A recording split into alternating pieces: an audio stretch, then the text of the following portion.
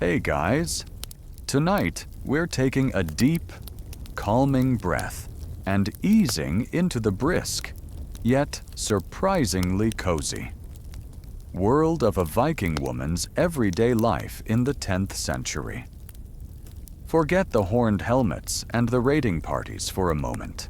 We're stepping into the longhouse, smelling the wood smoke, and feeling the quiet strength that ran through the heart of every Norse home. Imagine the biting Scandinavian wind outside, but inside, the flickering warmth of the central hearth, the scent of baking bread, and the soft hum of domestic life. It's a far cry from the modern world, isn't it?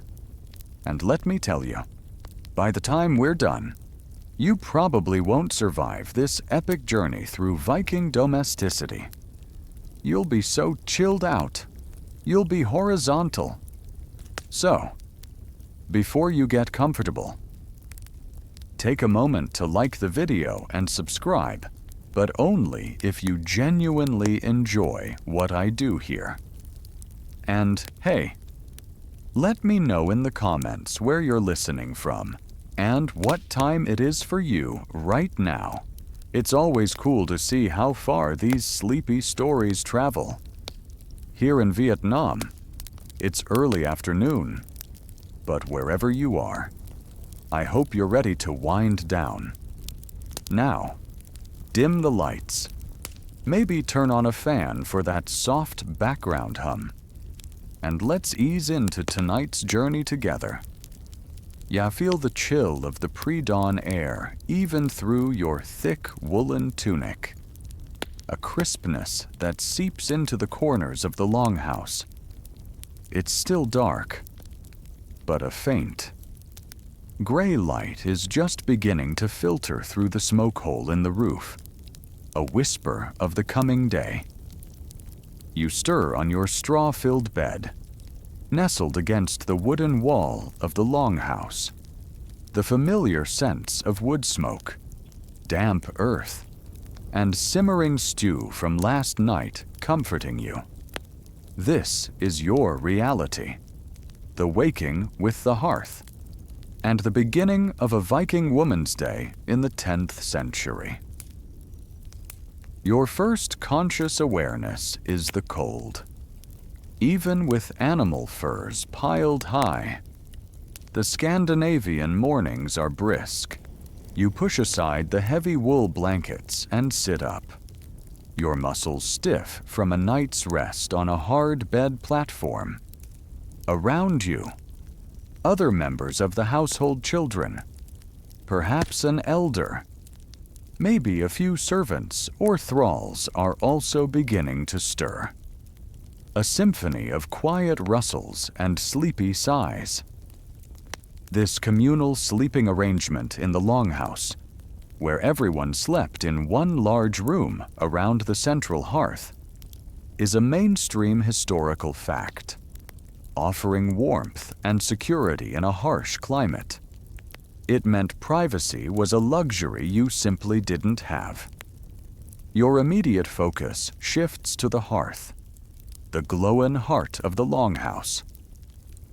Your first duty of the day is to revive the embers.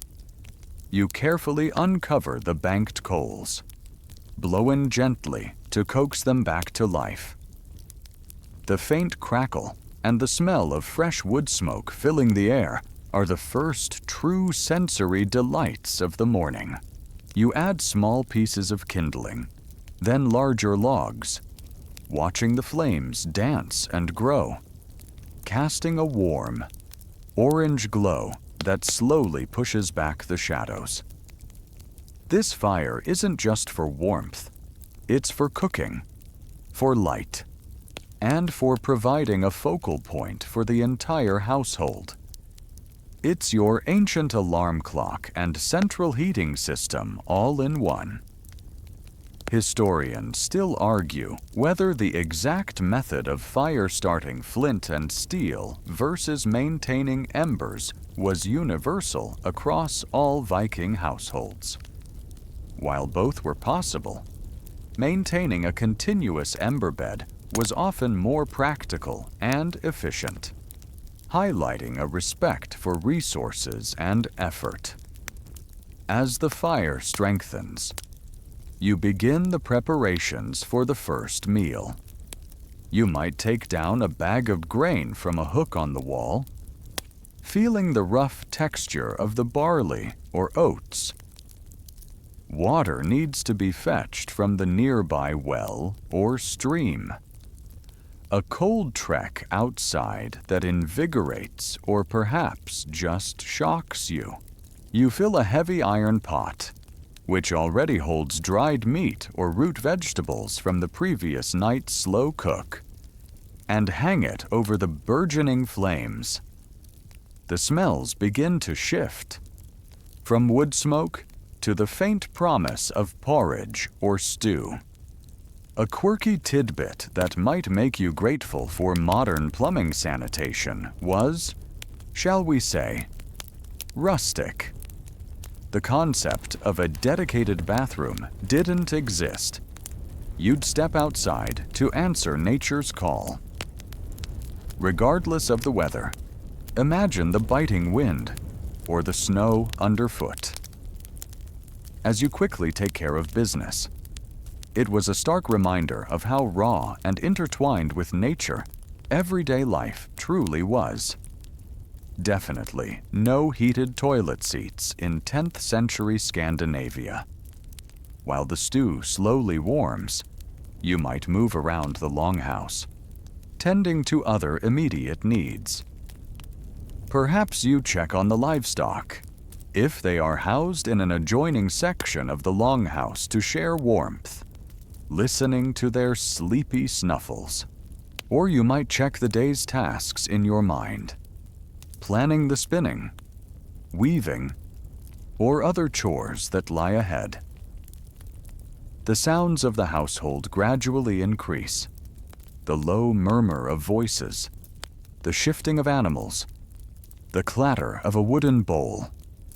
It's a quiet awakening, a communal beginning to another day in a challenging but familiar world. The longhouse itself, though often smoky, is a place of comforting routine.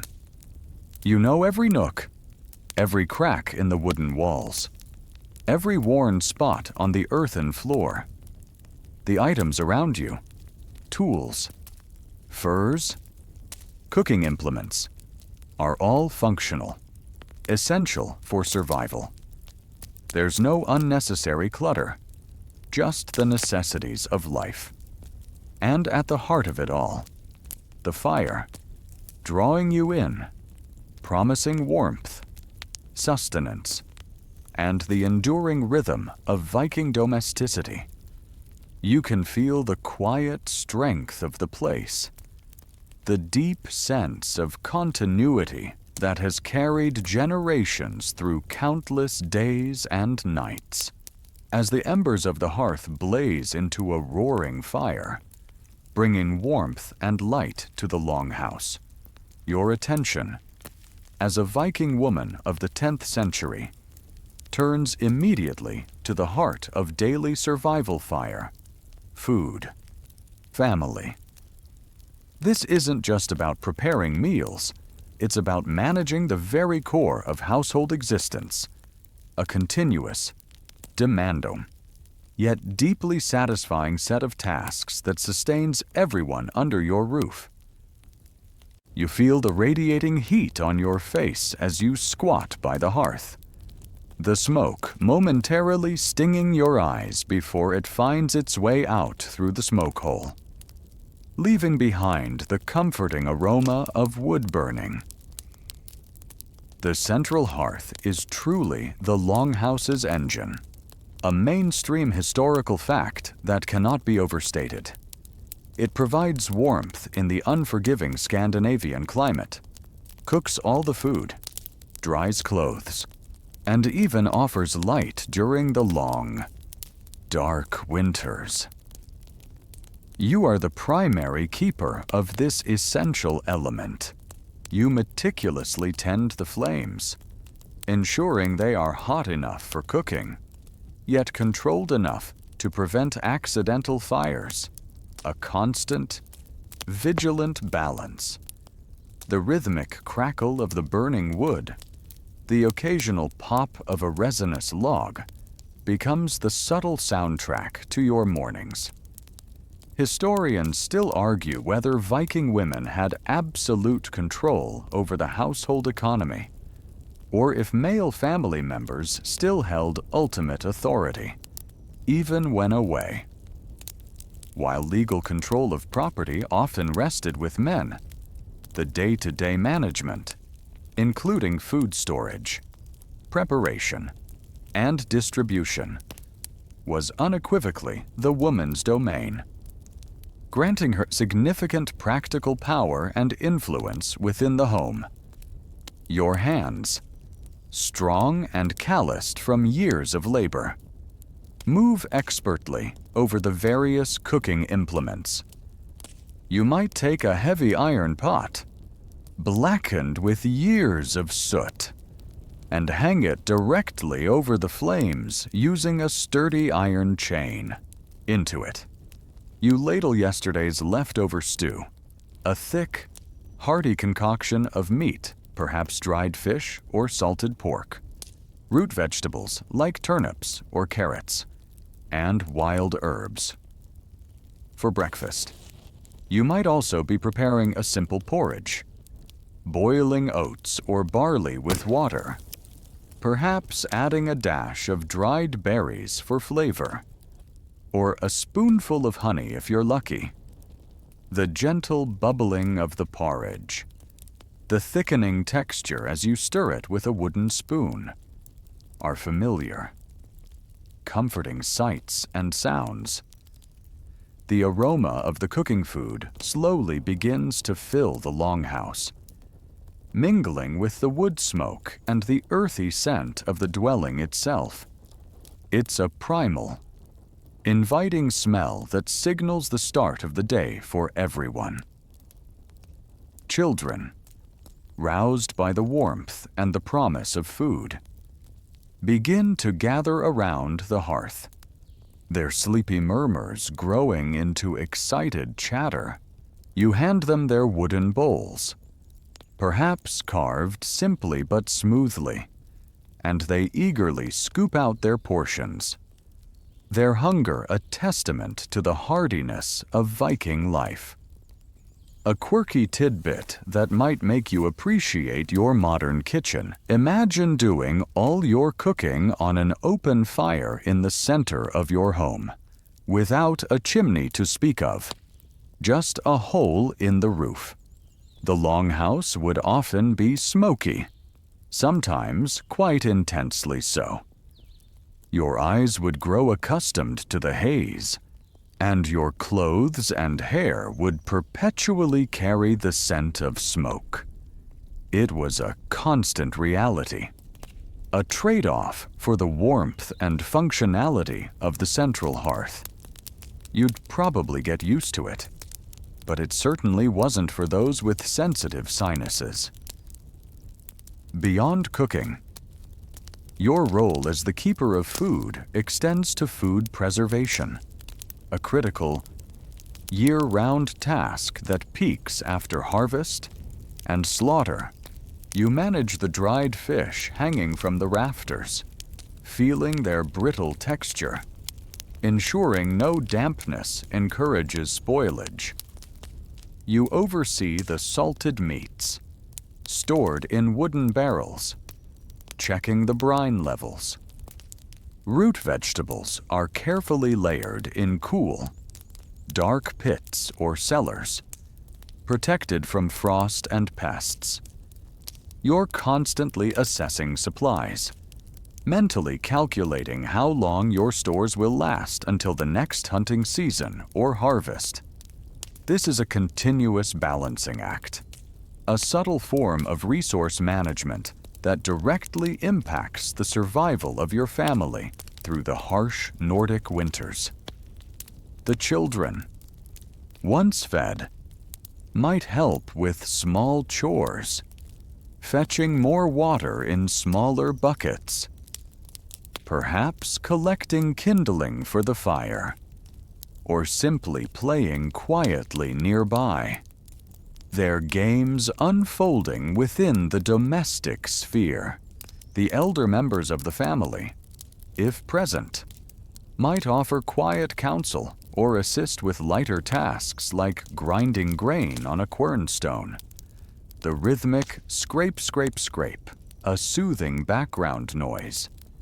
The longhouse is a living, breathing entity, and you are its rhythmic heart, orchestrating the daily dance of survival and sustenance. As the morning progresses, the light brightens through the smoke hole, illuminating the faces of your family around the fire.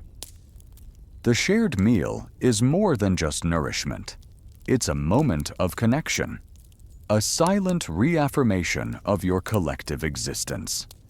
You watch them eat, a quiet satisfaction settling over you, knowing that your vigilance and hard work have provided for their immediate needs. The hearth continues to glow, the stew pot simmers, and the sounds of life within the longhouse continue their familiar, comforting hum, a testament to the enduring strength and resilience of the Viking family, bound together by fire and food, with the longhouse warmed by the blazing hearth and the family nourished by a hearty meal. Your attention, as a 10th century Viking woman, shifts to the rhythmic, almost hypnotic work of textile production, spinning and weaving. Threads of life. This isn't just a hobby, it's a constant, essential industry within the home, providing clothing, blankets, sails, and even ropes for the household and for trade.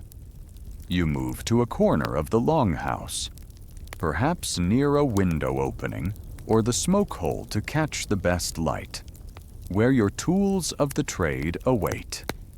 Your primary material is wool, a mainstream historical fact. Sheep were abundant in Viking lands, and their wool was a crucial resource. Imagine reaching for a pile of raw, unwashed wool, feeling its lanolin-rich greasiness and the bits of straw and burrs tangled within. Your first task might be to clean and prepare it, a process of beating, washing, and picking out impurities. Then comes carding, where you use two flat, paddle-like tools with wire teeth to comb the wool fibers, aligning them into soft, fluffy rolls called rolags. The gentle scrape of the carders, the satisfying fluffing of the wool, are familiar sensations. Historians still argue whether the quality and fineness of Viking textiles were consistently high across all social strata, or if elite garments truly stood apart from everyday wear. While archaeological finds show a range, the skill involved in even basic textile production suggests a widespread competence in these crafts. Next, you pick up your drop spindle, a simple yet ingenious tool. This is where the magic of transforming fluffy wool into strong thread begins.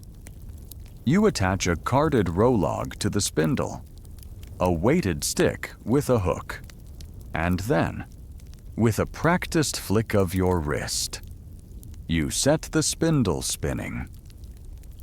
As it turns, you gently draw out and twist the fibers, guiding them into a continuous strand of yarn. The soft whir of the spindle, the gentle pull on the wool, the rhythmic motion of your hands. It's a meditative process, one that demands focus but allows the mind to wander. You watch the yarn grow, a thin, strong thread forming under your skilled touch.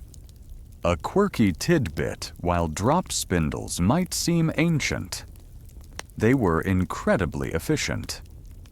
A skilled spinner could produce a remarkable amount of yarn, making this a constant background task in almost every Viking household.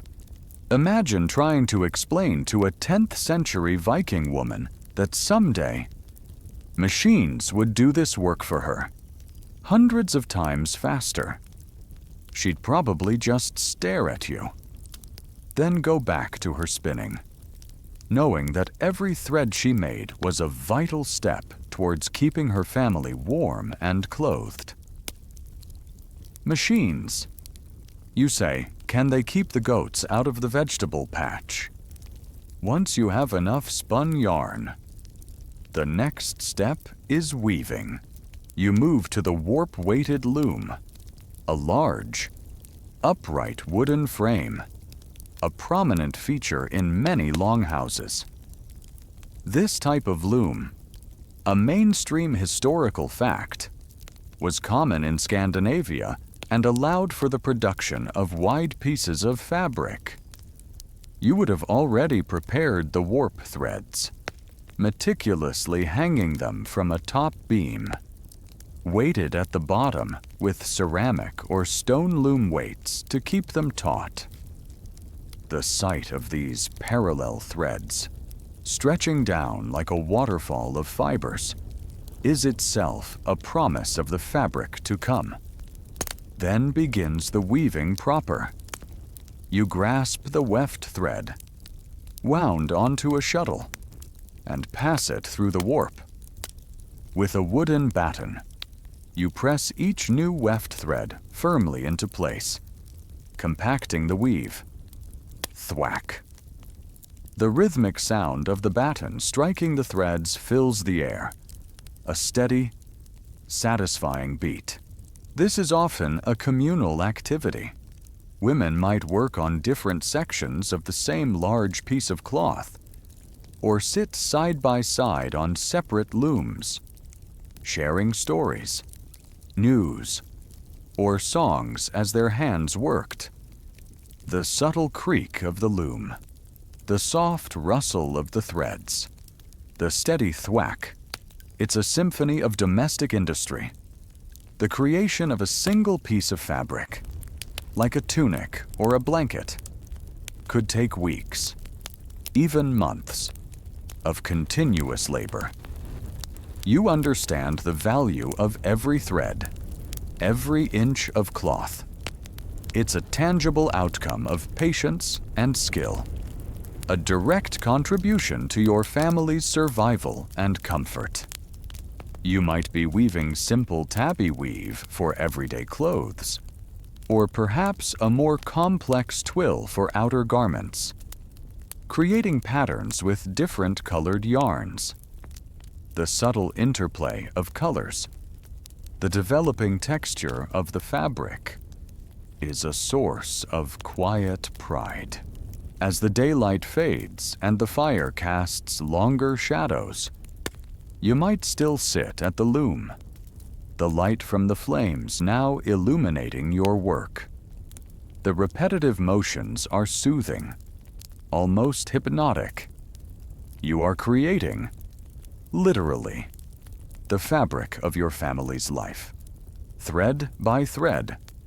And in that enduring process, you find a deep sense of purpose and calm. The sounds of spinning and weaving, constant companions in the longhouse, are a lullaby of industry, a quiet testament to the essential work of a Viking woman. It's a reminder that beauty and utility were deeply intertwined in their world, each thread woven with care and purpose, with the rhythmic thwack of the loom echoing softly in your ears.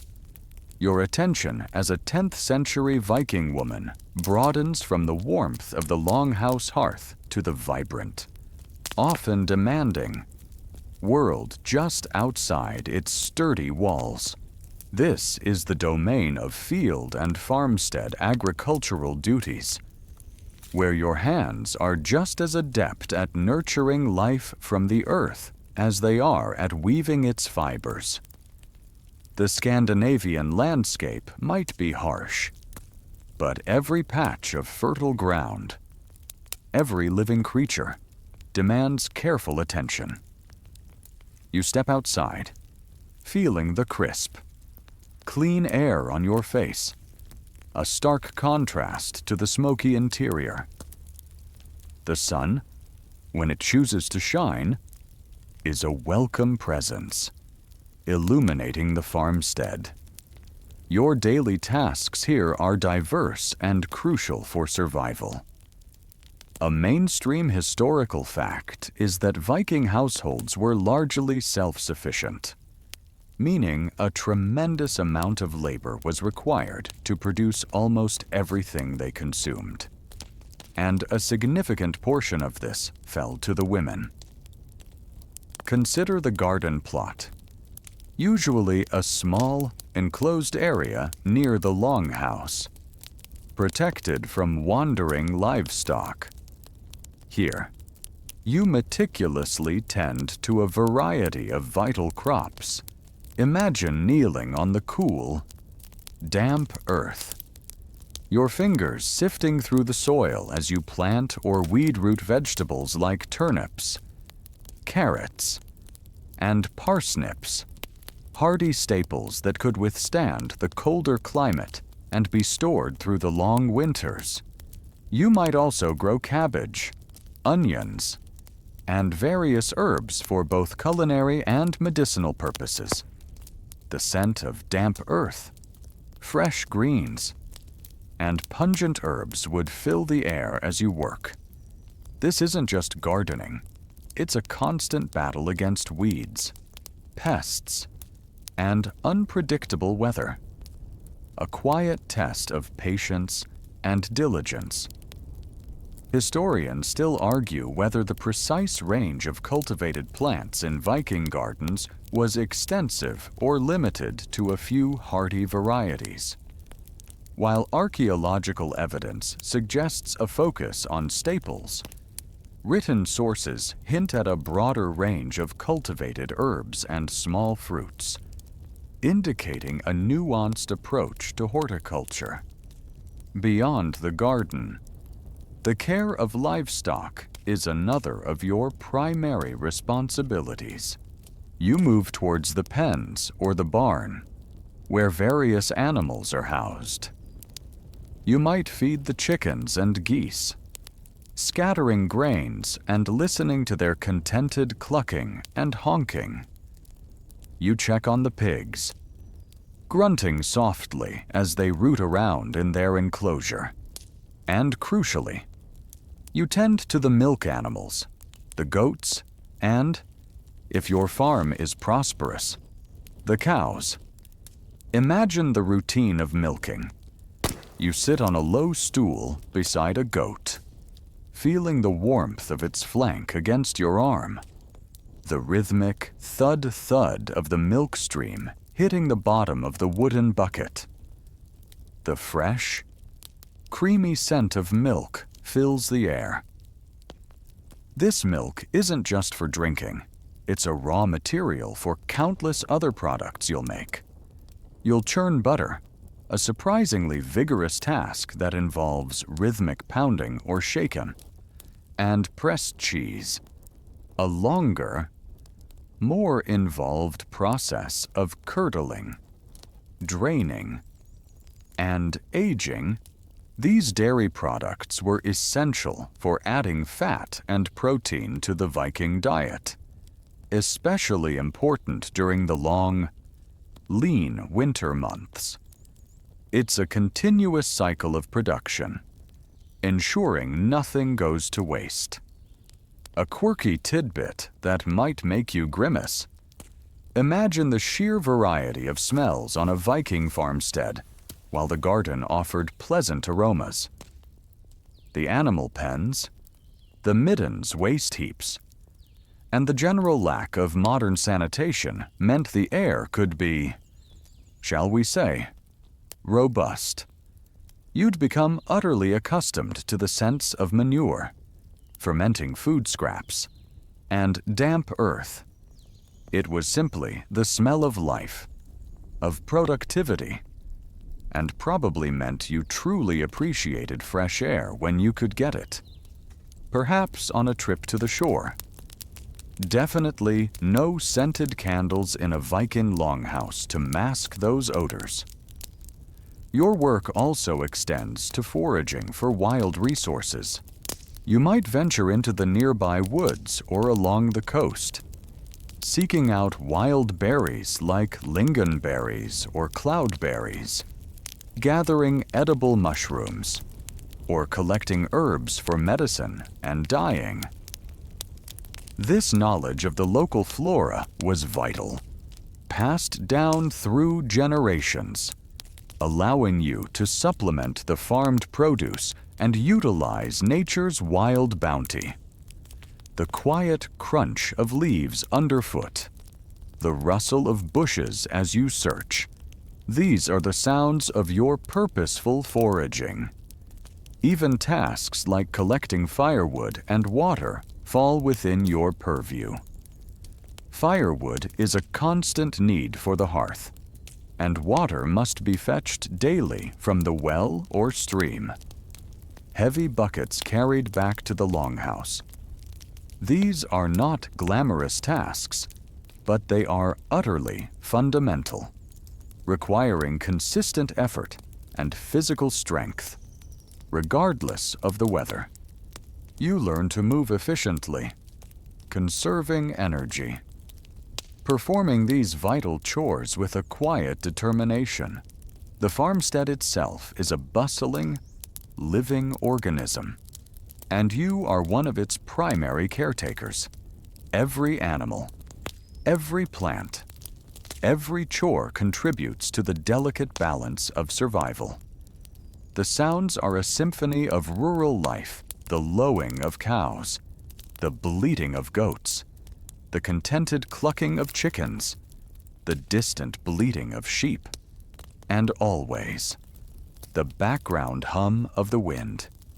Your hands are perpetually busy, moving with practiced ease, contributing directly to the well-being and sustenance of your entire household.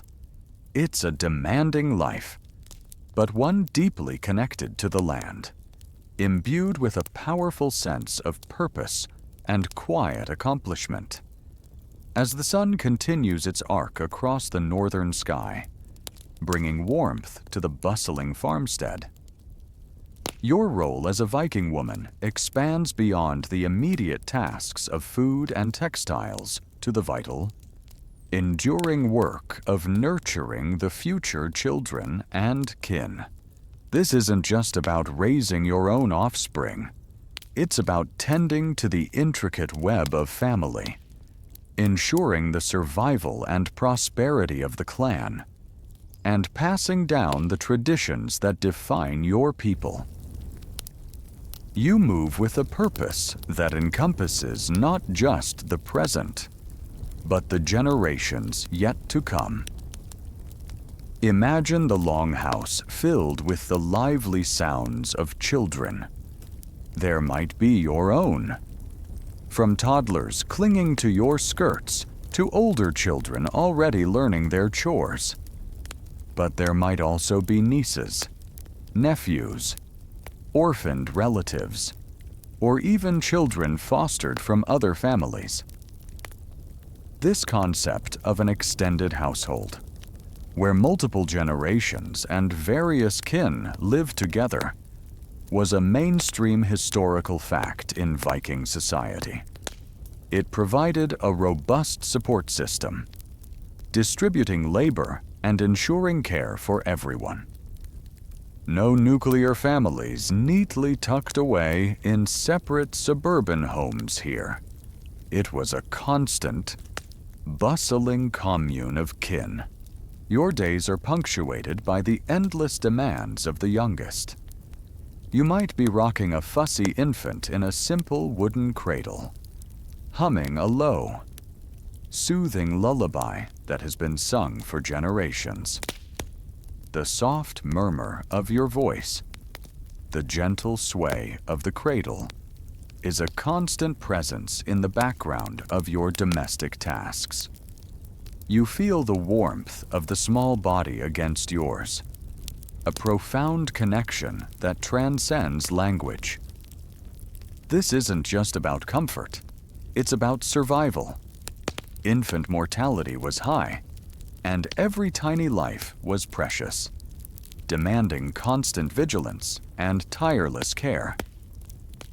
Historians still argue whether Viking children experienced a harsh, unforgiving upbringing, or if there was a balance of discipline and affection. While certainly taught resilience and practical skills from a young age, sagas and archaeological evidence suggest deep familial bonds and a strong sense of community care for children. It's likely a mix. As with most parenting, depending on the individual family and circumstances, as the children grow, your role shifts to one of educator and mentor. You teach the younger girls the vital skills of the longhouse: how to prepare food, how to spin and weave, how to tend to the garden, how to preserve food for winter. Imagine sitting with a small child on your lap, showing her how to deftly pull fibers from a carded rowlog, guiding her tiny fingers as she begins to twist her first thread on a drop spindle. The patience required is immense, but the satisfaction of seeing understanding dawn in their eyes is immeasurable. This practical, hands-on education, deeply integrated into daily life, is a quirky tidbit that differs greatly from modern schooling. No blackboards or textbooks, just real-world lessons. And if they mess up, well, the consequences are immediate. Maybe a dropped spindle or a scorched pot. That's real-time feedback. The boys, too, receive their early education from you before they are old enough to join the men in the fields or on hunting expeditions. You teach them about the importance of contributing to the household, about respecting their elders, and perhaps the rudiments of storytelling or simple arithmetic needed for trade. Your influence on their early development is profound, shaping their understanding of family, responsibility, and the social order. Beyond your immediate children, your connection to the wider kin network is crucial. You might share child-rearing duties with other women in the longhouse, taking turns overseeing the younger ones, while others attend to more strenuous tasks. You participate in the care of the elderly, ensuring they are warm, fed, and included in the life of the household. This collective approach to family care strengthens the entire clan, creating a resilient unit capable of facing the challenges of Viking life. The sounds of the children playing, their laughter mingling with the rhythmic clatter of wooden toys or the quiet murmur of their games, are a constant, comforting presence. You might hear the older ones practicing their knot-tying skills, or mimicking the sounds of animals in the pens outside. The longhouse, though a place of ceaseless work, is also filled with the vibrant energy of youth, a constant reminder of the life that pulses within its walls. The passing down of oral traditions also falls largely within your sphere.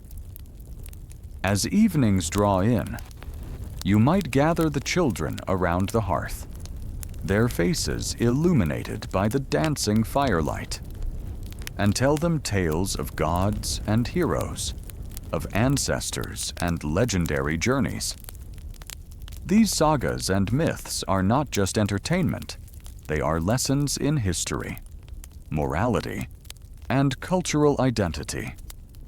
Shaping the minds of the next generation, your voice, soft and steady, becomes the conduit for ancient wisdom, ensuring that the stories of your people live on. This constant, multifaceted engagement with children and kin instills in you a deep sense of purpose and continuity. You're not just managing a household, you're actively shaping the future of your family, your community, and your culture. The quiet satisfaction of seeing a child learn a new skill, of hearing an elder share a forgotten story, or simply feeling the warmth of shared familial bonds. These are the profound rewards of your tireless efforts. It's a demanding life, but one rich in connection and the enduring strength of the clan. Beyond the spinning wheel and the garden patch. The Viking woman of the 10th century held a surprising degree of influence and agency in the economic life of her household. This wasn't merely about managing what came in. It was about active participation in trade and treasure economic agency.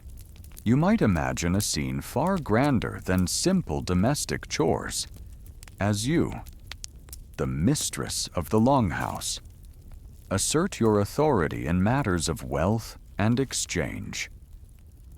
Imagine yourself seated within the longhouse, perhaps by the fire, but your mind is on the accounts, the stores, the potential for acquiring goods that your family cannot produce. This oversight of the household's finances and resources was a mainstream historical fact, often falling to the woman when her husband was away raiding or trading. She was the husfreyja, the lady of the house, and that title carried real power over the domestic economy. This meant not just counting the stored salted fish, but knowing their value, understanding what they could be bartered for, and making decisions that would affect the family's prosperity. Historians still argue whether Viking women's economic agency extended purely to domestic trade, or if they actively participated in long-distance ventures. While direct evidence of women captaining trade ships is rare, sagas and archaeological finds suggest they managed the home base, including trade goods, finances, and sometimes even credit for voyages. This implies a more significant, albeit often stationary, role in the broader Viking economy. You might be meticulously examining lengths of woven cloth, feeling the texture, assessing its quality. This cloth, produced by your hands and those of other women in the household, remember all that spinning and weaving was a crucial commodity, a form of currency in itself. It could be traded for valuable goods like silver, amber, or exotic spices brought back by returning ships. You understand its worth, how many units of barley it could fetch, or how many silver arm rings it might be worth in a fair exchange. A quirky tidbit that highlights this economic savvy: Viking women often held the keys to the household strongboxes or chests where valuables were kept. This wasn't just symbolic. It was a practical representation of their control over the family's movable wealth. Imagine a heavy, intricate iron key, cold and weighty in your hand, unlocking a chest filled with hack silver pieces of cut silver used as currency, amber beads, or perhaps even a few coins from distant lands. This key was a tangible sign of your authority, a silent declaration of your role as financial manager.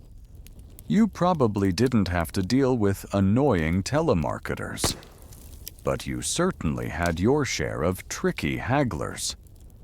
Your economic agency also extended to managing debts and credits. If a neighbor needed to borrow grain until the next harvest, or if your husband had promised a certain amount of wool to a fellow chieftain, you would be the one to keep track. You might use notches on a wooden stick or simple runic markings to record these transactions.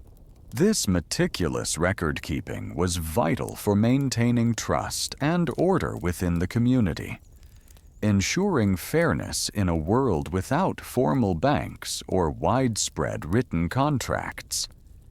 It was all about reputation and memory. And your memory for such things had to be sharp. Sometimes, you might even engage directly in local trade, especially if your farmstead was near a bustling marketplace or a smaller trading settlement. Kaupang? Imagine yourself, wrapped in warm cloaks, carrying baskets of surplus cheese, butter, or beautifully woven textiles to exchange for tools, salt, or other necessities. You'd haggle over prices, carefully weigh silver, and assess the quality of the goods offered in return. Your sharp wit and shrewd negotiating skills would be just as important as your strong back. This direct interaction in commerce gave you a visible presence in the economic sphere beyond the longhouse, the wealth of your household, whether measured in silver, livestock, or stored goods, ultimately reflected your diligent management. A prosperous farm meant more security, more comfort, and a higher standing within the community. You understood that every decision, from how much wool to spin to where to sell excess butter, contributed to the collective well-being. This responsibility was immense, but so was the satisfaction of seeing your family thrive because of your efforts, even in times of absence, when the men were away on long voyages. You, the husfreyja, held the reins.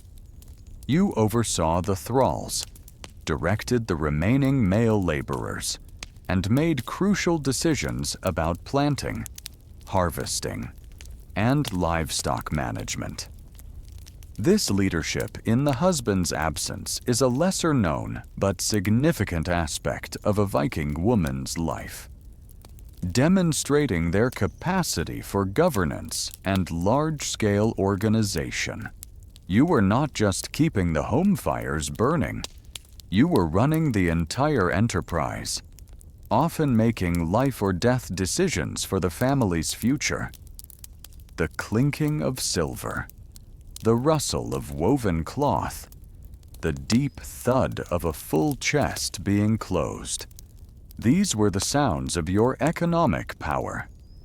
They spoke of hard work, careful planning, and the essential, often underappreciated, role of Viking women in building and sustaining the wealth of their households. Your economic agency wasn't always loud or dramatic, but it was a constant, vital force, silently shaping the prosperity and future of your people.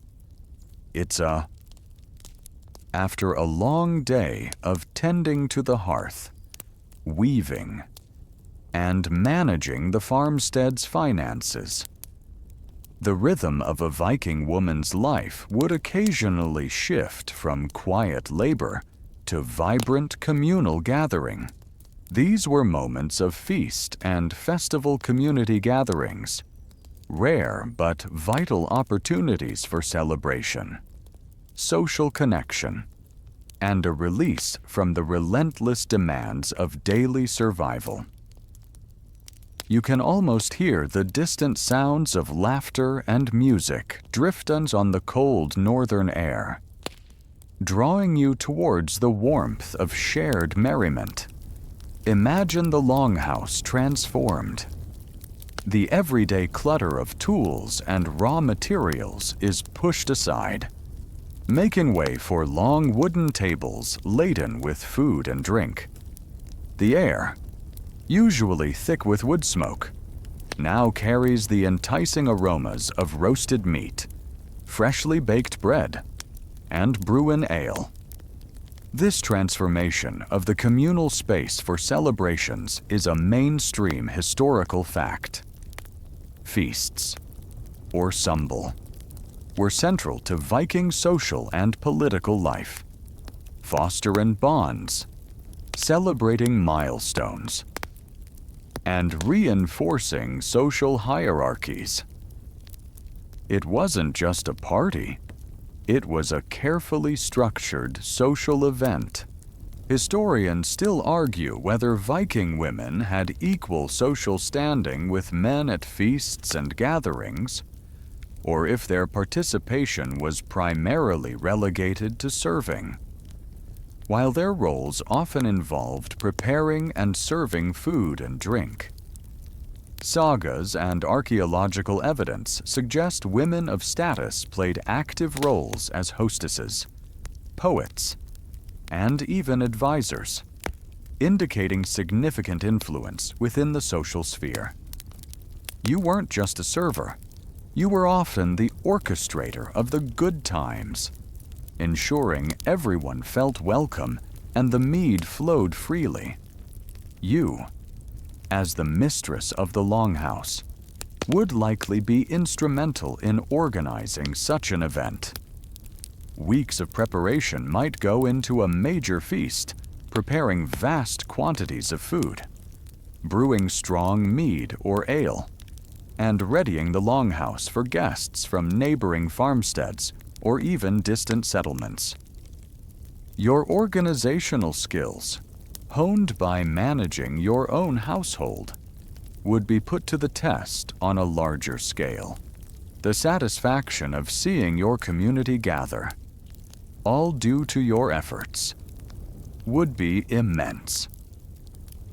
As guests arrive, you greet them, perhaps exchanging formal pleasantries or warm embraces with relatives. You move through the bustling longhouse, overseeing the serving of huge platters of roasted wild boar or mutton, bowls of hearty stew, and fresh bread. The clatter of wooden bowls and drinking horns, the rise and fall of animated conversations, and the joyful shouts of children playing are the sounds of celebration. The flickering firelight casts dancing shadows on the faces of your community, turning them into a vibrant tapestry of Norse life. A quirky tidbit that adds to the sensory experience. Imagine the sheer volume of strong drink consumed at these feasts. Mead, a fermented honey drink, and ale were potent. While everyone indulged, the women often held a significant role in serving, perhaps even moderating the consumption, ensuring things didn't get too rowdy too quickly. You might see a man getting a little too boisterous, and a subtle glance or a gentle hand on his arm from you, the hostess, might be enough to temper his enthusiasm. It's like being the designated sober friend at a really wild party, but with actual axes sometimes involved. You'd definitely need your wits about you. Beyond the feasting, these gatherings were crucial for leisure and entertainment. Skald's poets might recite epic sagas of gods and heroes, their voices filling the smoky air, captivating listeners with tales of courage and fate. You would listen intently, perhaps sharing a quiet smile with a neighbor, absorbing the rich oral traditions that reinforced your cultural identity. Musicians might play simple instruments, adding a rhythmic backdrop to the evening, and there might even be games of skill or chance, though perhaps less boisterous indoors than outside. These festivals were also vital for social networking and community bonding. Old grievances might be settled, marriage alliances discussed, and news from distant lands exchanged. For women, it was a rare chance to connect with friends and relatives from outside the immediate farmstead, to share stories, offer advice, and reaffirm social ties. You might learn about new weaving techniques from a cousin, or hear news of a particularly successful trading voyage from a visiting merchant's wife.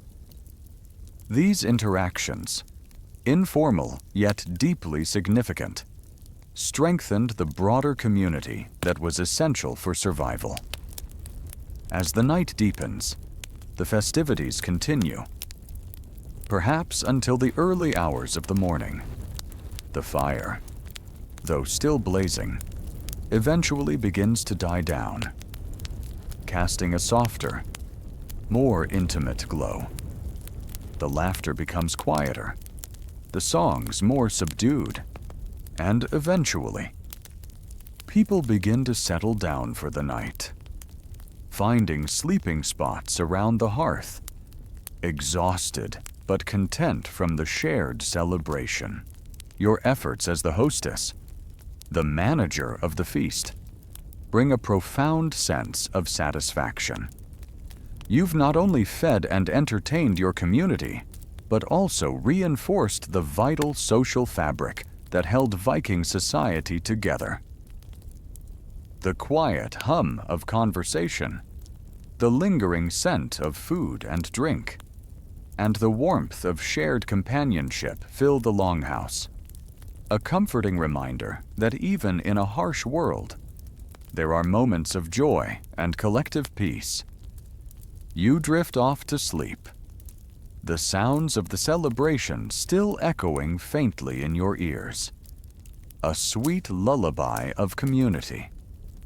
After the boisterous energy of a feast, your duties as a Viking woman often shifted back to a quieter, yet equally vital, realm: the practical application of knowledge to well-being. This is the world of health and healing ancient remedies, where a woman's understanding of the natural world and generations of inherited wisdom were crucial for the survival and comfort of her family and community. You find yourself in a quieter corner of the longhouse, perhaps near a small alcove where herbs are hung to dry, their earthy scents mingling in the air. Illness and injury were constant threats in the 10th century, and without modern medicine, Viking households relied heavily on folk remedies and practical care.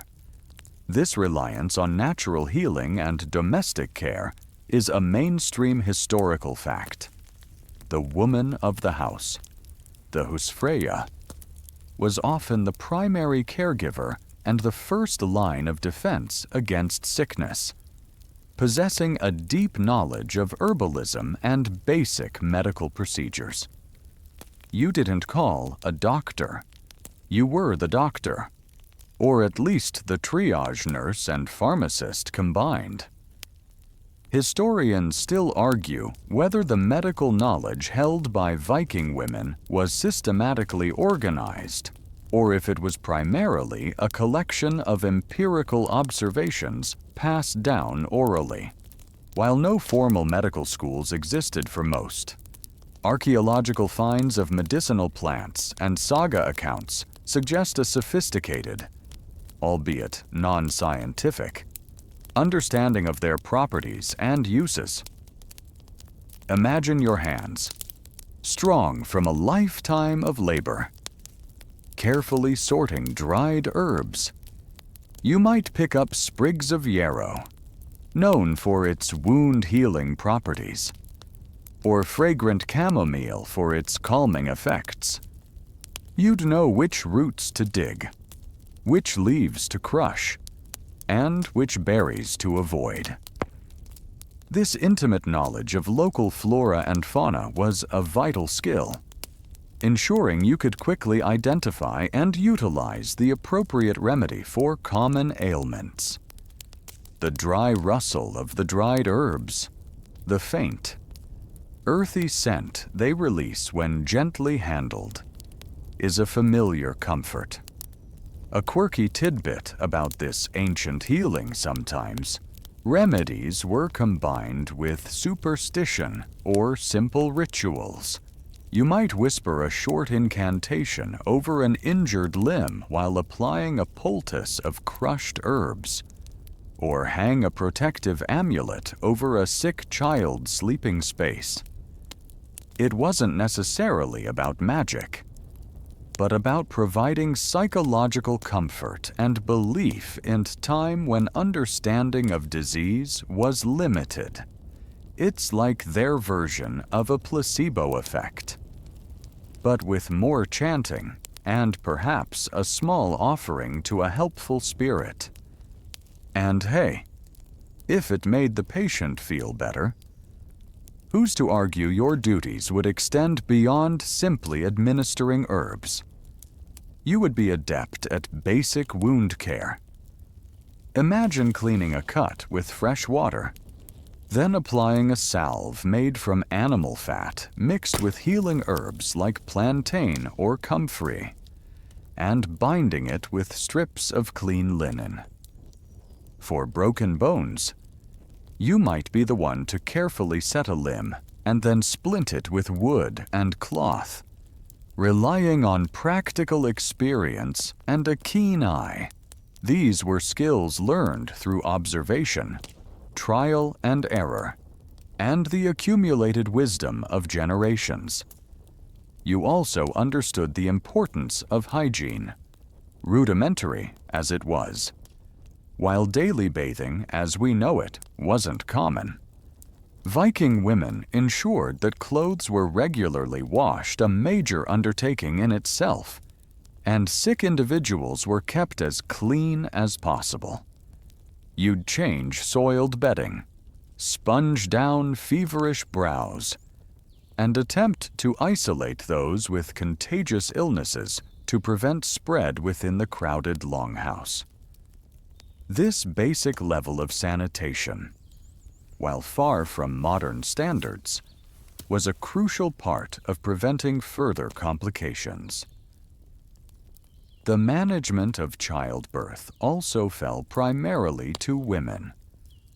While sometimes an elder woman or a specialized midwife, lekniskona, or healing woman, might assist, the birthing process was largely managed by women. You'd offer comfort, guidance, and herbal aids to ease the pain, drawing on generations of practical knowledge about labor and delivery. The quiet cries of a newborn, quickly followed by the soothing murmur of its mother, were familiar sounds in the longhouse. In times of widespread illness, perhaps during a harsh winter or after a long journey, your skills would be tested to their limits. You'd move tirelessly among the sick, offering what comfort and care you could, brewing steaming herbal infusions, and ensuring everyone stayed warm and hydrated. It was a heavy responsibility, a constant reminder of the fragility of life and the resilience required to sustain it. The sounds of healing are subtle, the gentle rustle of drying herbs, the soft scrape of a pestle in a mortar as you crush ingredients for a salve, the quiet murmur of your voice as you tend to a sick family member. There's a profound sense of quiet dedication in this work, a deep connection to the well-being of those around you. Your knowledge, passed down through generations, was a silent guardian of health, ensuring that life could continue amidst the challenges of the Viking Age. You feel a quiet satisfaction, knowing that your hands and your knowledge contribute directly to the health and survival of your kin. A calming presence in a world without hospitals or pharmacies. Beyond the immediate concerns of daily survival and the quiet art of healing, a Viking woman in the 10th century held a remarkably independent position within her society, particularly concerning law and land rights and responsibilities. This wasn't a patriarchal society where women were mere chattel. Instead, they possessed distinct legal rights that might surprise a modern observer, especially when compared to other contemporary European cultures. You feel a quiet sense of the enduring strength and autonomy embedded in her social fabric. Imagine yourself, the Husfreyja, the lady of the house, standing before the local thing, the Viking assembly or court. This concept of a legal assembly where free men and, significantly, women could attend and voice concerns is a mainstream historical fact. While men might have dominated the formal proceedings, women had the right to appear as witnesses, to represent themselves, or to act on behalf of absent male relatives. Your presence there, though perhaps quiet, would carry weight, a testament to your legal standing within the community. Historians still argue whether the practical application of these legal rights was consistent across all social classes and regions of the Viking world, or if elite women had more actual power than common women, while regional variations existed. The underlying legal framework generally granted women greater independence than their counterparts in many other parts of medieval Europe, particularly in areas concerning property and marriage. One of the most significant rights you possessed was regarding property. While land was often inherited through the male line, a woman typically brought a dowry into her marriage, which remained her personal property and could be passed on to her children. More importantly, if your husband died, you, as the widow, gained full control over the household and its assets until a male heir came of age, or until you remarried. This meant managing the farm, the thralls, the livestock, and all economic affairs. Imagine the heavy responsibility, but also the immense power of holding the purse strings and making crucial decisions for the entire household's survival. This was not a symbolic role. It was a very real, tangible power over land and wealth. A quirky tidbit that demonstrates this control: a Viking woman had the legal right to divorce her husband. This was incredibly rare in medieval Europe, where divorce was largely unheard of or strictly controlled by the church. A Viking woman could initiate divorce on several grounds, including abuse, financial mismanagement by her husband, or even if he revealed himself to be impotent or wore overly revealing tunics. Yes, apparently.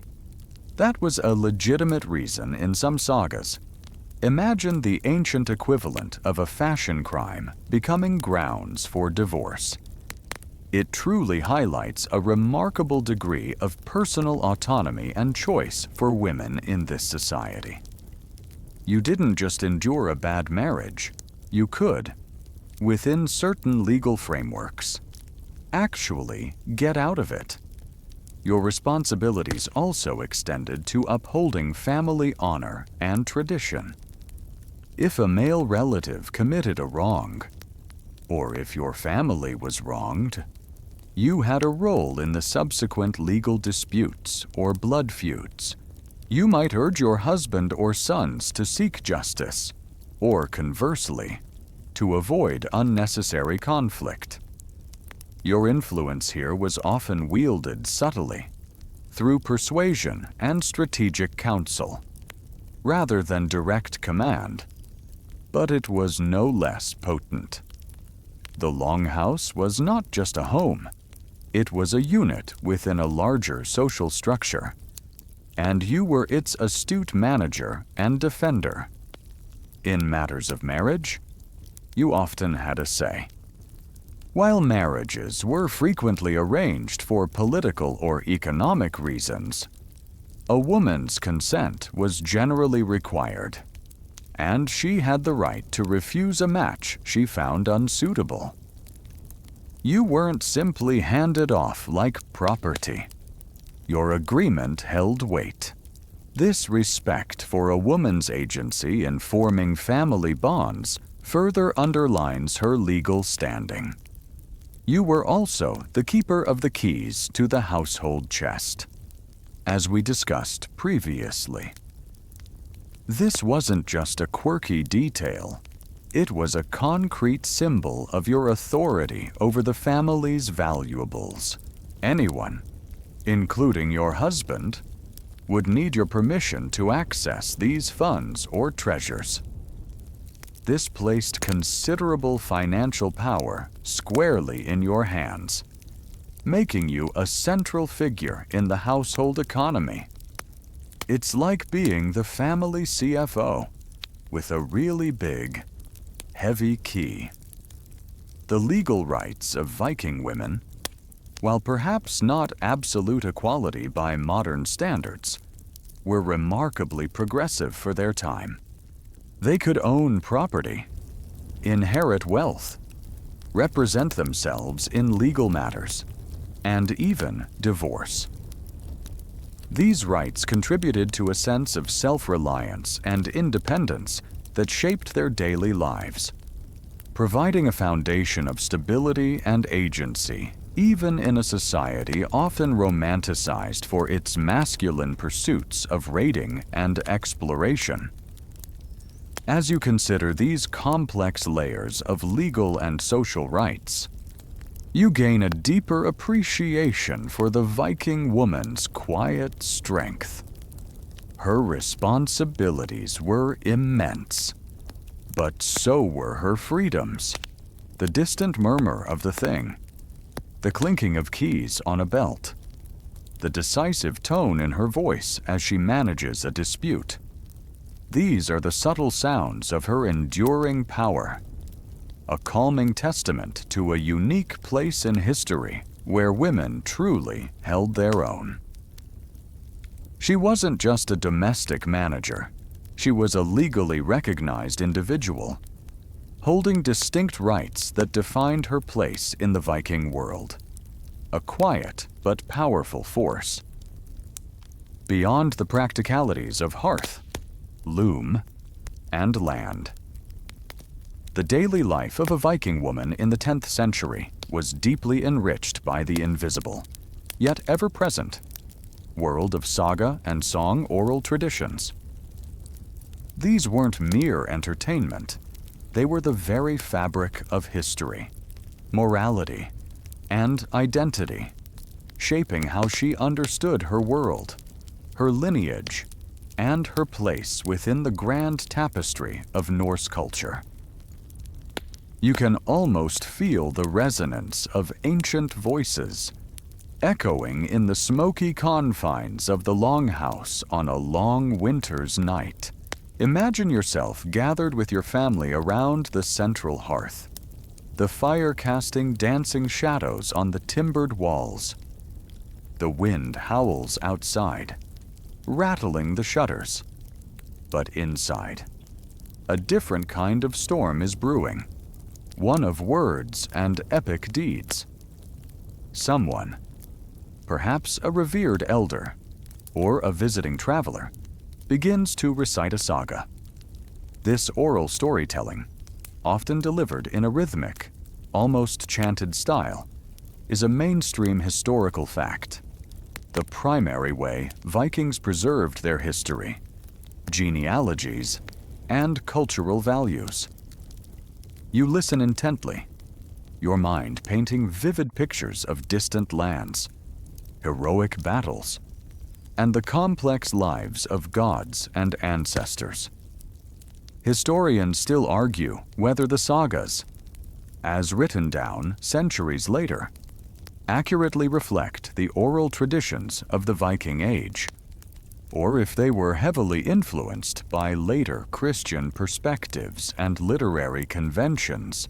While a definitive answer remains elusive, it's clear that the core themes of honor, fate, vengeance, and family loyalty were deeply ingrained in Viking society and passed down through these oral narratives.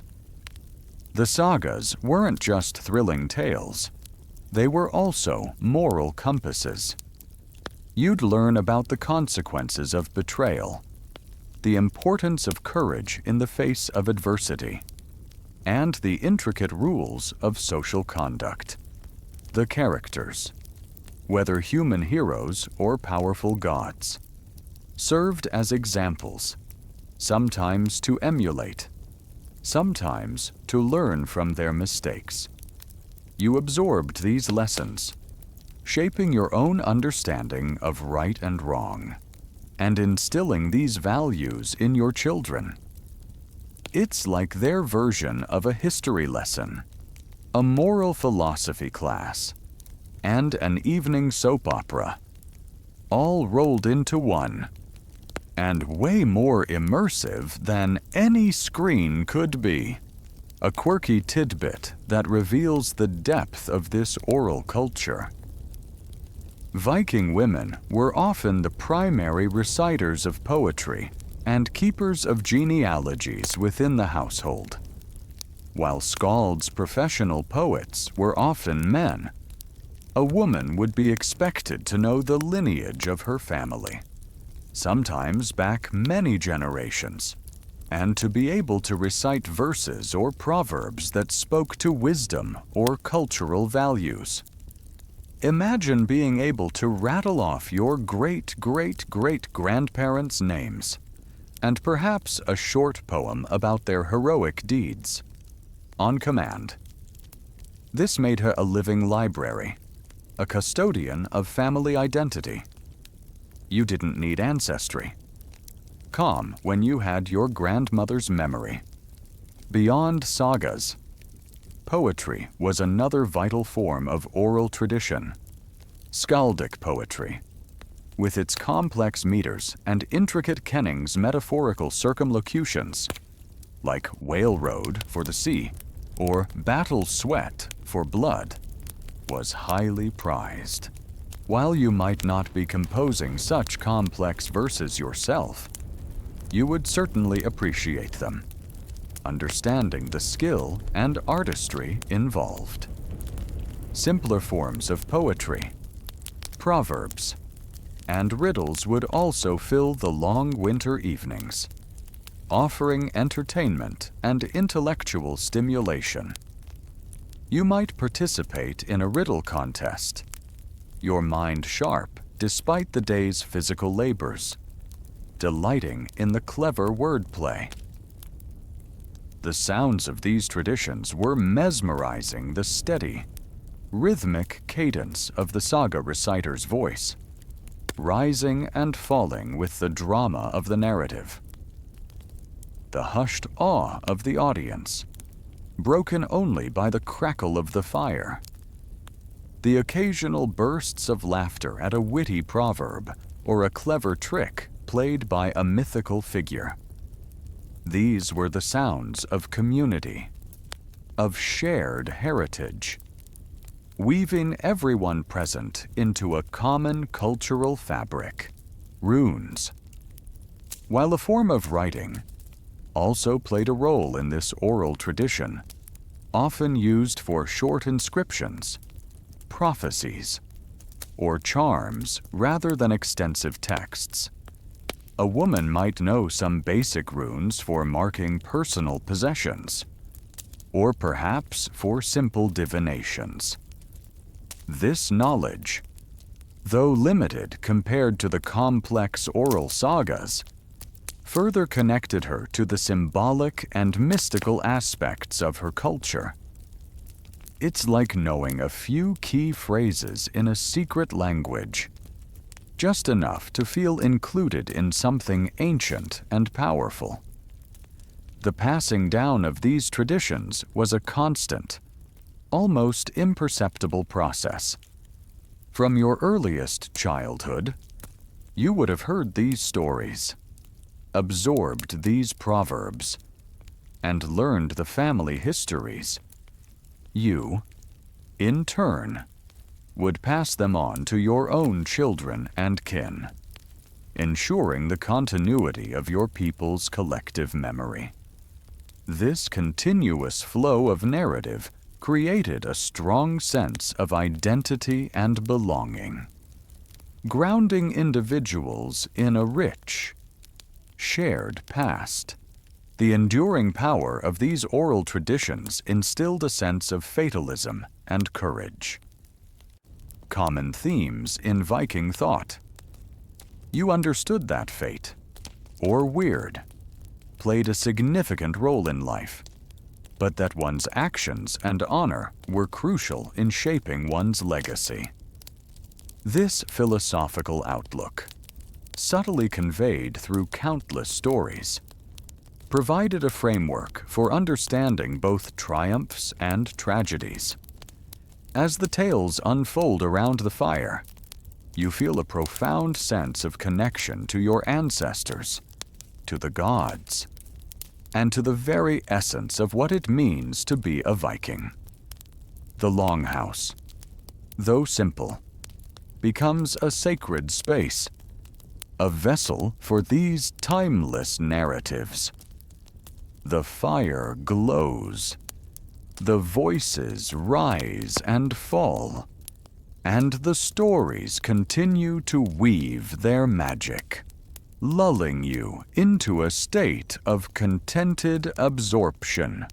This deep immersion in oral culture provides a powerful, quiet comfort, a reminder that even in a world of constant physical labor, the spirit was nourished by words and the enduring wisdom of the past. Stepping away from the flickering firelight of the longhouse where sagas are recited, you, a Viking woman of the 10th century, turn your attention to your outward presentation, to the layers and adornments that speak volumes about your status, your practical needs, and your sense of self. This is the realm of dress and adornment, practical elegance, where every piece of clothing and every brooch serves a purpose beyond mere vanity, embodying a blend of utility, craftsmanship, and subtle social signaling. Imagine feeling the soft, yet coarse, texture of your undertunic against your skin, likely made of linen or fine wool, a basic layer worn next to the body. Over this, you'd pull on a longer, sleeveless apron dress smocker or hangarock, a quintessential piece of Viking female attire and a mainstream historical fact. This dress, typically made of heavier wool, would be fastened at the shoulders by 2 ornate brooches, often made of bronze or silver. These brooches, far from just decorative, were highly functional, holding your dress securely and serving as attachment points for tools or beads. You might feel their weight against your chest, a familiar, comforting presence. Historians still argue whether the apron dress was worn primarily as an outer garment or if it was more like a modesty panel over a more form-fitting underdress. While interpretations vary, archaeological finds consistently show the use of these distinct overdresses, suggesting they were a fundamental part of the Viking female silhouette. Beneath your dress, you would wear leggings or trousers for warmth, practical for working outdoors in the cold northern climate. Your feet would be shod in soft leather shoes or boots, often simple turn shoes made from a single piece of leather sewn together, designed for durability and comfort on uneven terrain. You'd feel the supple leather conforming to your foot, providing protection from the elements. This layering of practical clothing, designed for warmth and freedom of movement, highlights the active nature of a Viking woman's life. A quirky tidbit that reveals the practicality of their fashion. Those brooches weren't just for show. Often, a chain or strap would hang between them, from which you could suspend useful items. Imagine a small knife for cutting thread or preparing food, a comb for tidying your hair, a set of keys, remember those important household keys, or even small pouches containing fire-starting flint or medicinal herbs. It's like their ancient version of a utility belt or a very chic, functional fanny pack, keeping all your essentials close at hand. You'd never hear a Viking woman say, "Oh, where did I put my keys?" They were always right there, clinking gently against her chest. Your outerwear would vary with the seasons. In colder weather, you'd wrap yourself in a heavy woolen cloak fastened with another large, ornate brooch at the shoulder. This cloak, often dyed in rich colors, would provide essential warmth and protection from the biting winds and driving snow.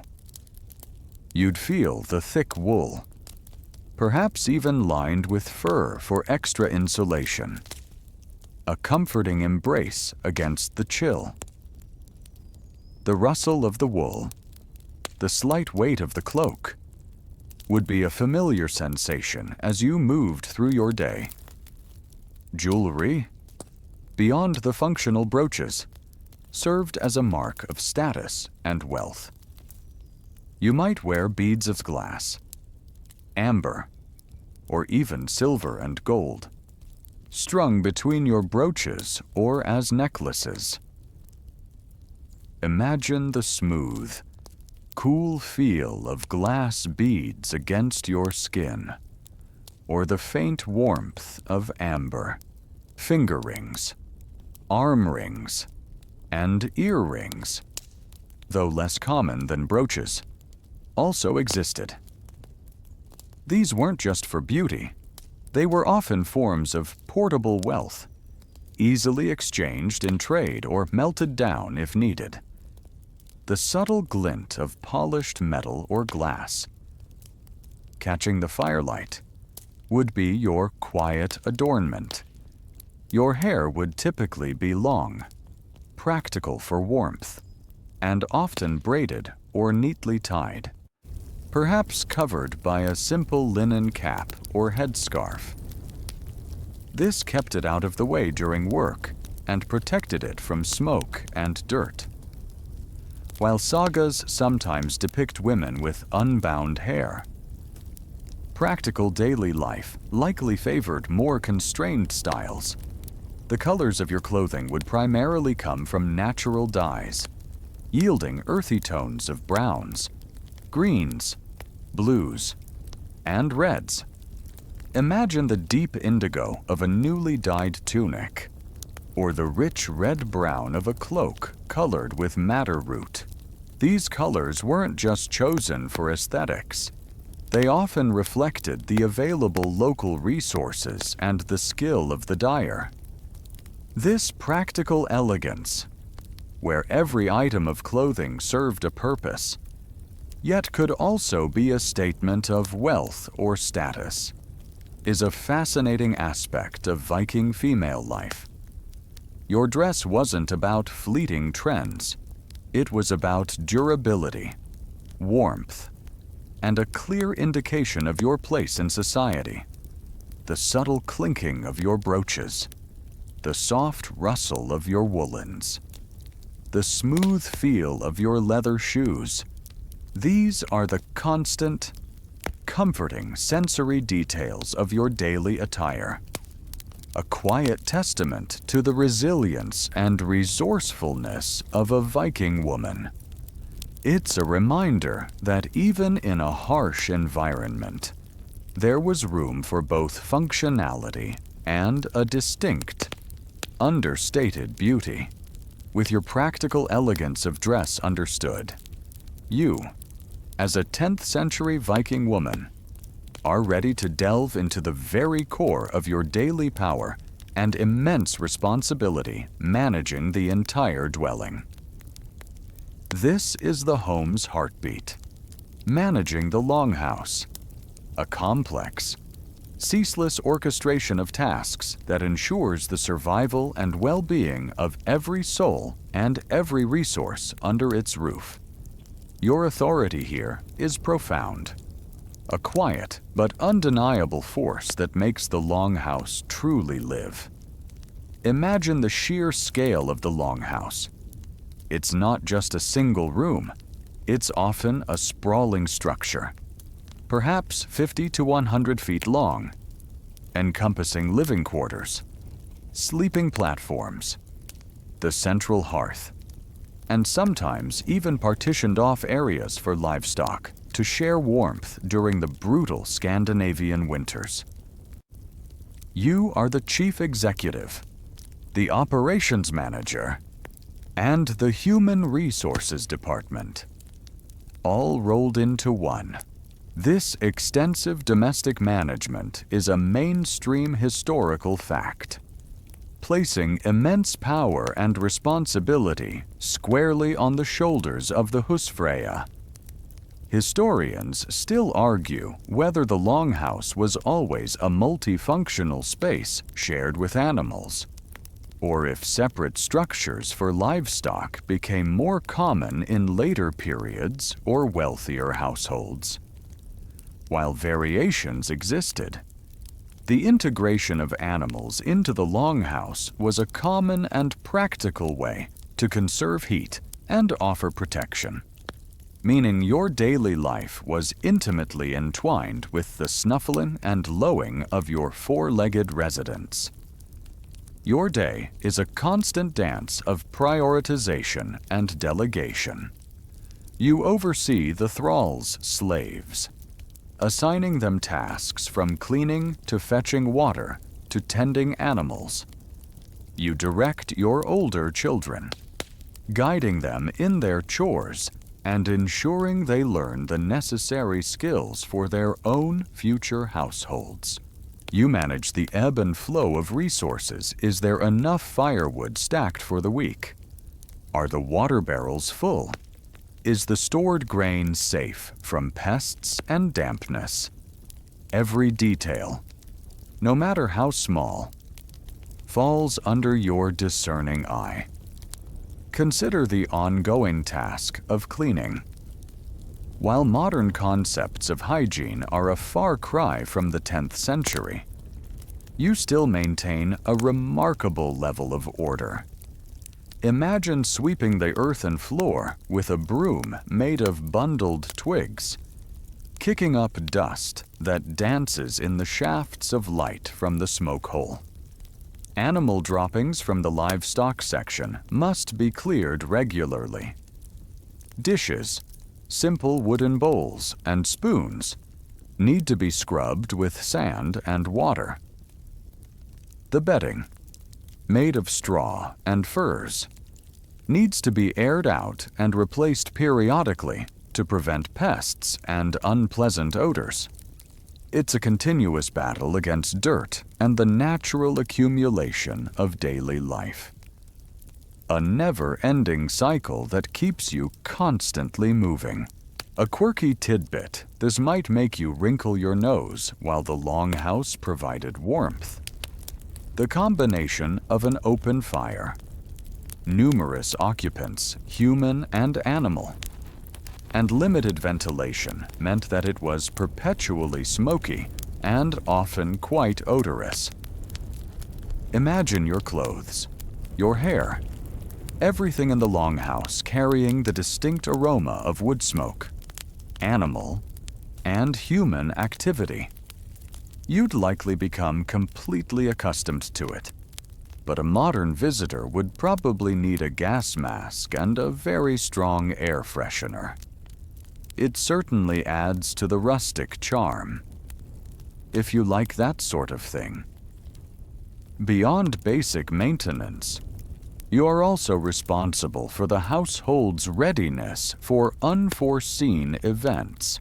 Is there enough dried fish and salted meat to last through a harsh, unexpected winter? Are enough woolen blankets prepared for an unexpected influx of guests, or for a period of illness? You constantly assess potential risks and make proactive decisions, understanding that a single misstep in resource management could have dire consequences for your entire family. This foresight and planning are paramount to survival. The sounds of the longhouse are a continuous hum, a testament to your management. The low crackle of the hearth fire, the rhythmic scrape of a quernstone as someone grinds grain, the clatter of wooden bowls, the quiet murmur of voices, the occasional snort or lowing from the livestock. These are the sounds of a livish, breathing home, orchestrated by your tireless efforts. You move through this symphony of domesticity with quiet authority, your presence a comforting constant. You also manage the household's social harmony, disputes among children, grievances between thralls, or even squabbles between family members. These often fall to you to mediate and resolve. Your judgment, fairness, and ability to keep the peace are as important as your ability to keep the larder stocked. You are the internal diplomat, ensuring the longhouse operates as a cohesive unit. This subtle, often unseen, emotional labor is crucial for a thriving household. The longhouse is more than just a shelter. It is the center of your family's universe, the hub from which all activity radiates. And you, the Viking woman, are its heart. Your hands are always busy, your mind always planning, your eyes always observing. The responsibility is heavy, but the satisfaction of seeing your family warm, fed, and secure, knowing it is largely due to your efforts, is a profound and enduring reward. This relentless, yet deeply fulfilling. Management of the longhouse is the quiet power that sustained Viking society, a testament to the immense strength and capable nature of its women. Beyond the hearth's glow and the longhouse's confines, a Viking woman's life was intrinsically tied to the grand, overarching movements of the year. This is the story of seasonal cycles adapting to nature, a constant dance with the unforgiving northern climate, where every chore, every resource, and every moment of respite was dictated by the turning of the sun and the biting chill of the winds. You feel the subtle shifts in the air, the lengthening or shortening of days, and understand that your very survival depends on heeding these ancient rhythms. Imagine the vibrancy of spring. After the long, dark winter, the return of light is a profound relief. The snow melts, turning the ground to muddy slush, and the first green shoots emerge. This is a time of immense activity, a mainstream historical fact, signaling the start of the new agricultural year. You would be busy with preparing the fields for planting, perhaps assisting in breaking up the earth with simple tools, or ensuring the seeds, barley, oats, rye are ready. Livestock, perhaps lean from winter, would be moved to pastures, requiring careful oversight. The longhouse would be aired out, cleaned thoroughly, and preparations made for the outdoor work that now dominates. The air is fresh, carrying the scent of damp earth and new growth, a welcome contrast to the stagnant winter air. Historians still argue whether early Viking agriculture relied primarily on shifting cultivation slash and burn, or if more permanent field systems were widespread. While regional differences existed, the cyclical nature of planting and managing fields for grain and fodder was fundamental, demanding intensive labor in spring and summer. As summer fully arrives, the days become incredibly long, sometimes with barely any darkness at all. This is the peak season for outdoor labor, a relentless period where every hour of daylight is precious. You would be toiling in the fields, weeding, tending to crops, and ensuring the livestock are well fed and healthy. The garden would demand constant attention, requiring watering if rainfall was scarce, and diligent weeding to prevent competition for precious nutrients. Hay would be cut and dried for winter fodder, a laborious process that involved scything and raking. The sun beats down, perhaps warming your back as you bend to your tasks. The sounds of buzzing insects and distant bird calls filling the air. A quirky tidbit that might make you thankful for shorter summers during these incredibly long summer days. Sleep patterns were likely less rigid. People would snatch rest when they could, working almost continuously during daylight hours to maximize productivity. Imagine living in a world where the sun barely sets for weeks. Your body clock would be completely thrown off. It was an exhausting but necessary sprint to secure enough food for the coming lean months. You probably wouldn't survive working those kinds of hours for long in your modern life. Autumn brings a different kind of intensity, the season of harvest and preservation. This is when the olives, if you were in a southern Viking settlement, or more commonly, the grains and root vegetables, are ready for gathering. You would be at the forefront of this work, coordinating the collection of crops, ensuring they are dried properly to prevent spoilage, and overseeing their storage in pits, cellars, or granaries. The animals would also be assessed, Some would be slaughtered and salted for winter meat, their hides prepared for leather, their fat rendered for cooking and lamp oil. The air would carry the smell of rich earth, drying grains, and the tang of fresh blood, a potent mix of life and death, sustenance and preparation. And then, the quiet, almost oppressive arrival of winter. The days shorten dramatically, turning quickly to a prolonged twilight, and the cold seeps into every bone. This is a time for indoor industry, relying heavily on the stores gathered during the warmer months. You would spend countless hours by the central hearth, tending the fire, spinning and weaving, repairing clothes, and preparing meals from preserved foods. The livestock, often brought into the longhouse or adjacent barns for warmth, would demand daily care and feeding from dwindling fodder supplies.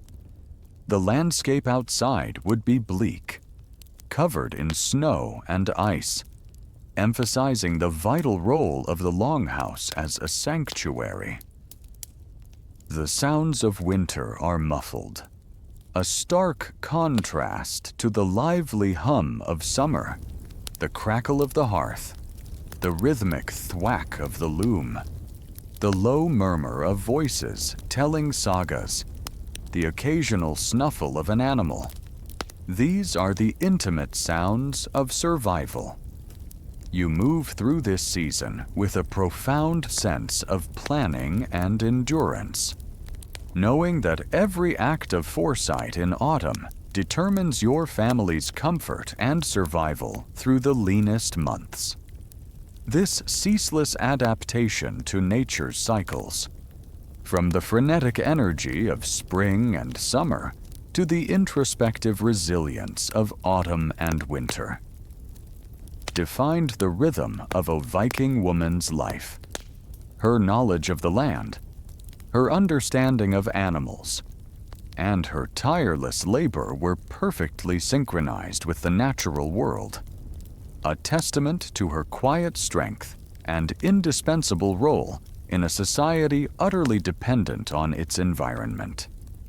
You feel the deep satisfaction of this cyclical existence, a profound connection to the earth and its seasons, providing a calming sense of enduring purpose. From the steady pulse of seasonal rhythms, your gaze as a Viking woman occasionally lifted towards the distant horizon, to the very edge of the known world, and sometimes even beyond it. This is the intriguing realm of Beyond the Shores ventures overseas, where the life of a Viking woman could, in some remarkable instances, extend far beyond the familiar fjords and longhouses of Scandinavia.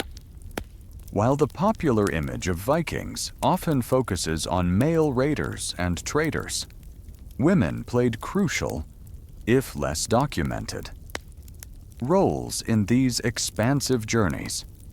Imagine the bustle and scene at a coastal settlement, not just of longships departing, but of women overseeing the loading of provisions, preparing supplies for months at sea. This direct involvement in equipping voyages is a mainstream historical fact. Your hand might be on a heavy barrel of dried fish or salted meat, ensuring it's properly secured. Or you might be checking bundles of warm woolen cloaks. Even if you weren't boarding the ship yourself, your meticulous preparation at home was fundamental to the success and survival of any venture across the treacherous North Sea or the vast Atlantic.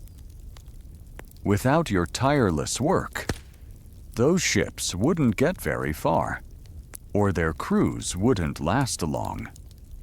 Historians still argue whether the participation of Viking women in overseas ventures was purely limited to settlement, or if some women also joined raiding or trading parties. While direct evidence of female warriors on raids is scarce and debated, archaeological finds in places like Birka, Sweden, and accounts from sagas suggest women were integral to trade expeditions and certainly to the establishment of new settlements in places like Iceland, Greenland, and even Vinland. For many Viking women, ventures overseas meant settling new lands. Imagine yourself aboard a nar, a sturdy merchant ship, filled not with warriors, but with families, livestock, household goods, and the hopes of a new beginning. The wind whips your hair, the salty spray stings your face, and the vast, open ocean stretches endlessly before you. This journey was incredibly perilous, fraught with storms, cold, and uncertainty. Yet, women willingly undertook these voyages, driven by a desire for new opportunities, more land, or to escape feuds and overcrowding at home. This was a monumental decision, a true leap of faith into the unknown. A quirky tidbit about these journeys: Viking women often brought their personal possessions, even their loom weights, on these voyages. Imagine packing your most cherished tools for spinning and weaving, knowing that textiles would be just as essential in a new, wild land as they were back home. It's a testament to their practicality and their understanding that the domestic skills they possessed were vital for building a new life. Your drop spindle wasn't just a hobby. It was a survival tool, a literal thread connecting you to your past and securing your future. You weren't bringing a souvenir. You were bringing a piece of your entire livelihood. Upon arrival in a new land like Iceland or Greenland, your work as a pioneering woman would be even more demanding. You'd be involved in the immense effort of establishing a new farmstead from scratch, clearing land, building rudimentary shelters, managing the precious livestock in an unfamiliar environment, and ensuring the family's survival through the first, incredibly harsh winters. The skills honed in the longhouse back in Scandinavia, managing resources, preserving food, tending to health, would be tested to their absolute limits. You would be the anchor of the new settlement, creating the necessary domestic stability that allowed the community to thrive. The sounds of these ventures would vary greatly. On the ship, it's the creak of timber, the slap of waves against the hull, the flap of the sail, and the occasional shouts of the crew. In a new settlement, it's the chop of axes felling trees, the distant lowing of imported livestock, the murmur of voices planning new construction, and the constant sound of the wind, often colder and more relentless than back home. These were landscapes of wild beauty and profound challenge, requiring unwavering resilience. Some women also participated, directly or indirectly, in trade expeditions. While male merchants might have handled the heavy bartering in distant markets, women at home managed the goods for trade, prepared items like woolen cloth or preserved food, and maintained the financial accounts. In some instances, It's believed women of higher status might have even managed trading posts or oversaw complex commercial enterprises. Their economic agency extended beyond the local longhouse to the larger networks of Viking commerce. The experiences of these women abroad were diverse. Some settled peacefully, establishing flourishing farms. Others faced incredible hardship, isolation, and the dangers of unfamiliar environments. But through it all, their fundamental role remained constant. They were the bedrock of the home, the keepers of culture, and the nurturers of the next generation, no matter how far from their ancestral lands they traveled. The courage and adaptability of these Viking women who ventured overseas left an indelible mark on history, helping to spread Norse culture and settle vast new territories. Their quiet strength, their practical skills, and their enduring resilience were as vital to the Viking Age as any longship or sword. You feel a quiet sense of admiration for their adventurous spirit, their willingness to embrace the unknown, and their unwavering commitment to family and future, even when facing the vast, indifferent expanse of the ocean. Their journeys were not always glamorous, but they were profoundly important, a testament to an adventurous spirit that often goes unsung. From the distant shores of new settlements to the familiar warmth of the longhouse hearth, you, as a 10th century Viking woman, stand as a testament to an enduring legacy strength and independence. The common perception of the Viking Age often centers on male warriors and explorers. But through our quiet journey tonight, you've witnessed the profound, undeniable power and agency that women wielded, leaving a lasting impact that continues to shape historical understanding.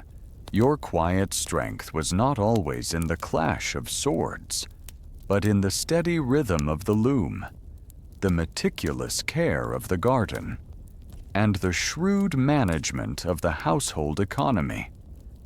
This indispensable role of women in Viking society, particularly their domestic authority and economic influence, is a mainstream historical fact, increasingly highlighted by modern archaeological research and reinterpretations of saga literature.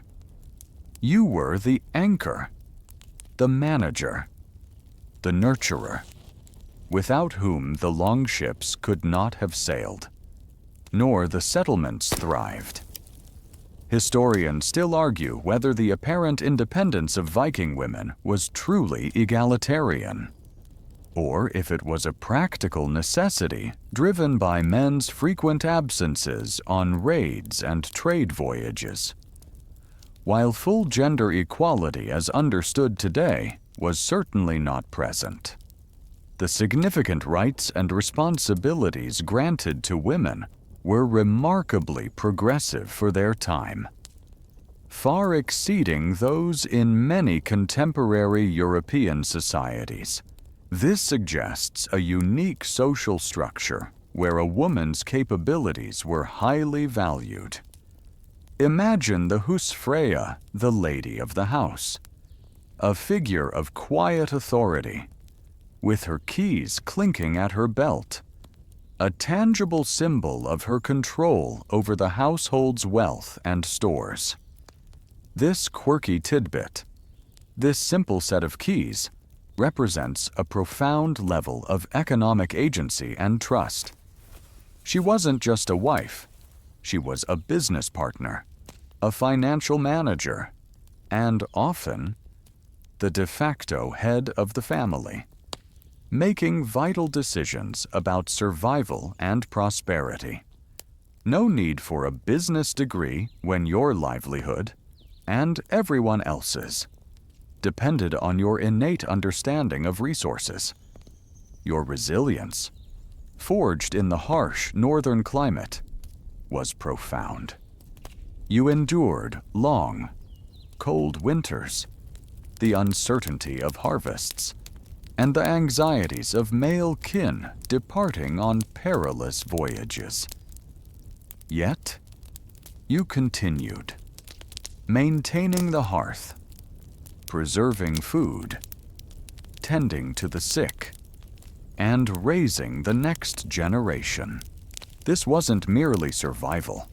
It was thriving, adapting, and building a robust society in challenging conditions.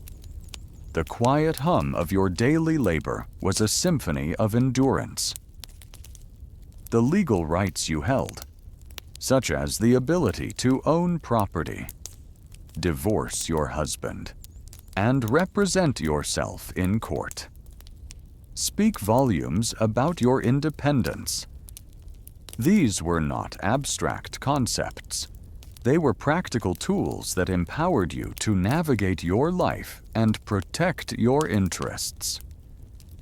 You weren't defined solely by your relationship to a man. You were a legal entity in your own right, capable of making significant life decisions. This autonomy paints a picture of women who were respected, capable, and integral to the social fabric. The oral traditions you nurtured, the sagas and poems you recited and passed down, ensured the continuity of your culture. You were the living library, the historian, the moral guide, shaping the minds and values of future generations. This intellectual and cultural stewardship provided a deep, often unseen, foundation for Viking identity. Your voice, in the quiet of the longhouse, echoed the wisdom of ages, a soothing presence that connected the past to the present. The perception of Viking women, romanticized or misunderstood at times, ultimately reveals figures of immense strength and adaptability. They were not merely domestic drudges, they were vital contributors, leaders within their sphere, and often the unsung heroes of the Viking Age's expansion and settlement.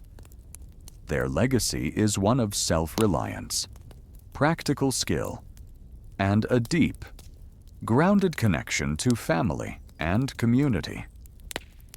As you reflect on these countless details of a Viking woman's everyday life, you begin to appreciate the layers of her existence, the physical demands, the intellectual challenges, the emotional fortitude, and the profound sense of purpose that permeated her every action. Her life was a testament to the enduring human spirit, adapting to its environment, finding strength in community, and building a foundation for generations to come. The longhouse hearth now glows softly, the last embers casting a gentle warmth. The whispers of sagas, the clatter of tools, the murmurs of daily tasks, and the distant call of the sea all fade into the tranquil stillness. You feel the profound peace that comes from understanding a life so richly lived, so deeply connected to the earth and its cycles. The enduring green of the land, the steady heartbeat of the home, and the quiet strength of the Viking woman combine in a final, calming tableau. Let these images of resilience and purposeful living guide you now, as you drift into a deep and well-deserved sleep. You know, it's funny how, even after all this time, the echoes of those ancient lives can still reach us. The Viking women, often overlooked in the grand narratives of raiding and exploration, were the very anchors of their society. They show us that strength isn't always loud or dramatic. Sometimes, it's the quiet, tireless work of building and maintaining a home, nurturing a family, and sustaining a community against all odds. Their lives were challenging, yet filled with profound purpose and a remarkable sense of independence. So, as you drift deeper into that peaceful space between wakefulness and slumber, remember the Viking woman. Remember her capable hands, her watchful eye, and the deep, resilient heart that beat at the core of every longhouse. Her world might have been filled with brisk winds and hard labor, but the quiet satisfaction of her accomplishments, the warmth of her hearth, and the love of her kin were her own.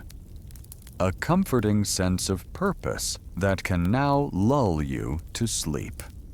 Let the final images of the glowing hearth, the woven textiles, and the steadfast presence of the woman who managed it all guide you now. The cares of your own day are fading, just as they did for those strong women long ago. There's nothing left to do, nowhere else to be. Just ease into the quiet. Let the remaining thoughts gently slip away and surrender to the soothing calm. Sweet dreams, my friend.